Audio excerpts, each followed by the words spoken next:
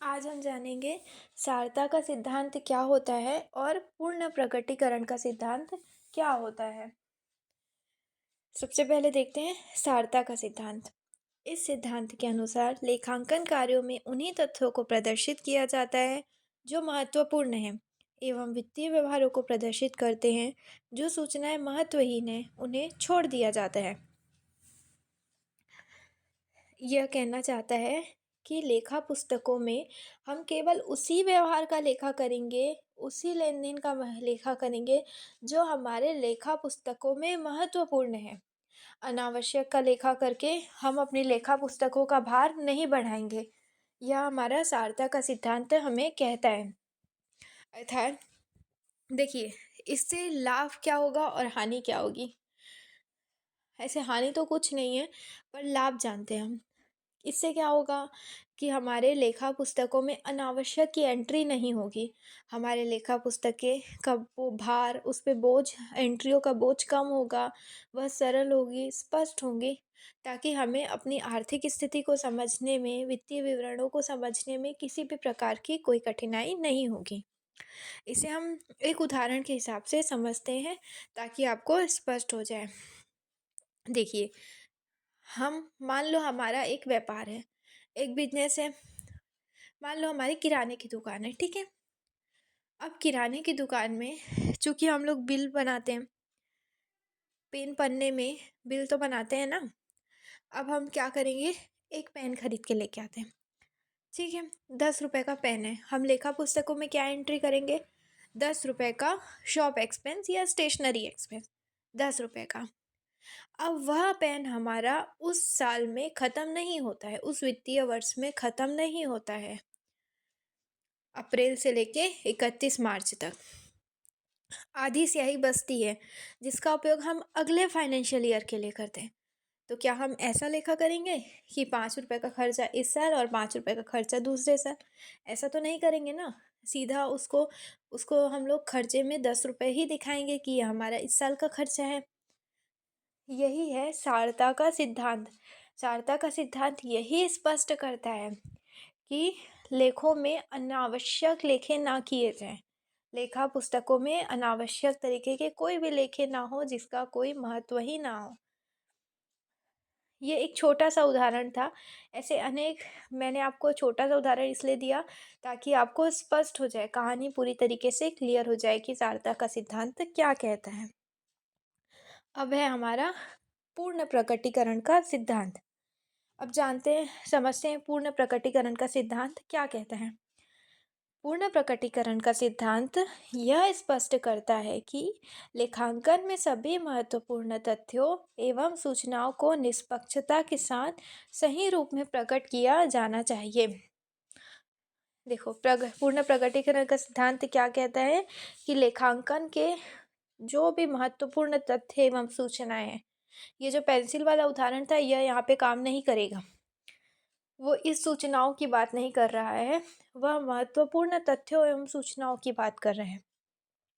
उसको पूर्ण निष्पक्षता के साथ हमें लेखा पुस्तकों में दर्ज करना चाहिए, ताकि भविष्य में जब हम अपनी पुस्तकों को लाभ, हानि, स्थिति विवरण या किसी भी प्रकार की जानकारी लेखों के बारे में जाननी हो तो हमें समझने में स्पष्ट हो कि यह लेखा क्यों, किस लिए और कैसे किया गया है। इसलिए पूर्ण प्रकटीकरण बहुत आवश्यक है। चलिए हम इसको एक उदाहरण से समझते हैं। संभाव्य दायित्व, जैसे न्यायालय में चल रहे बड़े राशि के दावे को वित्तीय विवरण प्रयोग करने वालों की जानकारी में ला देना चाहिए, अन्यथा ये विवरण भ्रमात्मक होंगे।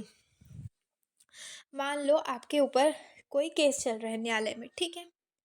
आपने मान लीजिए आपको जीएसटी का नोटिस आया, आपको टैक्स की रकम पे करनी है।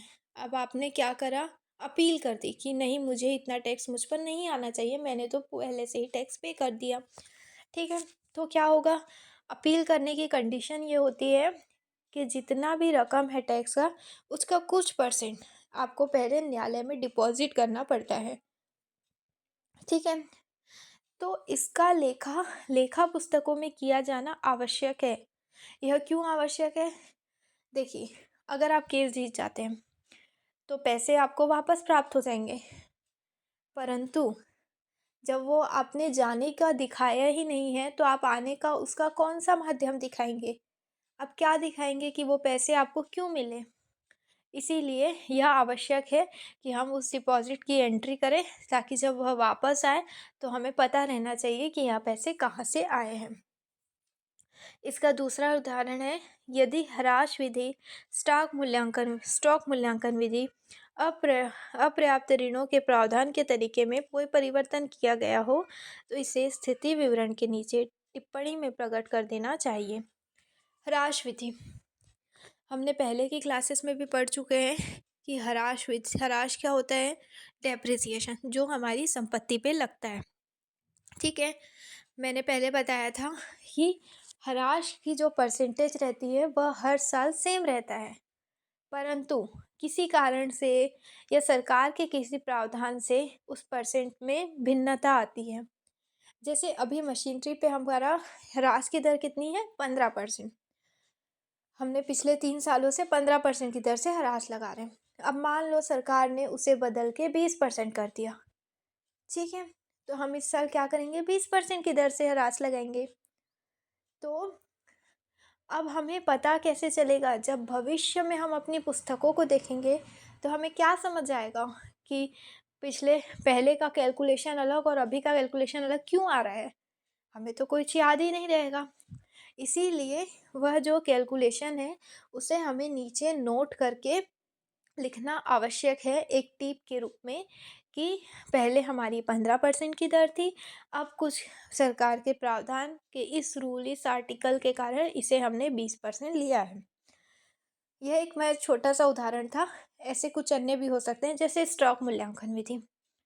देखो, हम मान लेते हैं हम 100 रुपये का सामान खरीदते हैं, या हम जो भी सामान खरीदते हैं उस पर हमें 5% का प्रॉफिट होता है।